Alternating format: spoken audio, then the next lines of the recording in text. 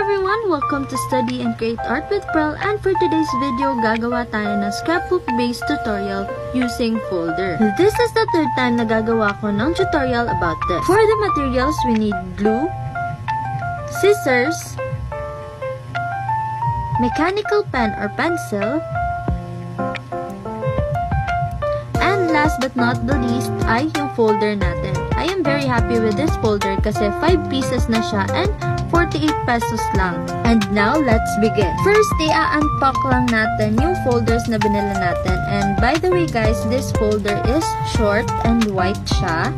And yun na nga, 10 folders yung binili ko kasi kailangan natin ng 20 pages. Kasi guys, sa isang folder, both sides ang gagamitin natin kaya magiging 2 pages siya. Kaya kung kailangan nyo ng 20 pages, it means 10 folder yung gagamitin nyo. Or divide nyo lang ng 2 yung pages na gagamitin nyo.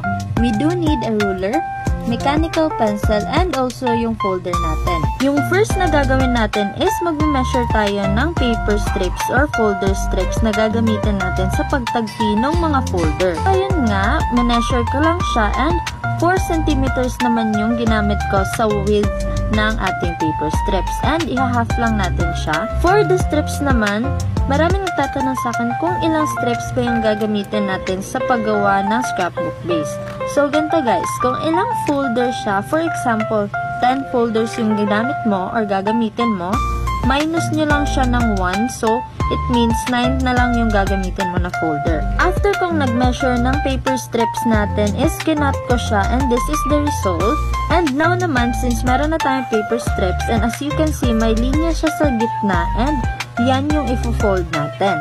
I-fold nyo talaga siya ng maayos, yung hindi siya babalik sa original size niya. And i-fold nyo lang yan lahat hanggang sa matapos tayong mag-fold and mag-fold ng paper strips. Sobrang ganda talaga guys kapag folder yung ginamit natin as base kasi sobrang tibay niya and hindi siya madaling masira. And this is the result to all paper strips na pinold natin kanina. And now naman i-attach na natin siya sa folder natin. And yun nga, nakat ko yung video.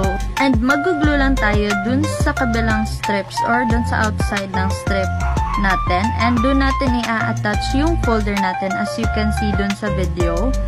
Yan, nasa baba yung folder and nasa gitna ng 2 folder yung paper strip natin.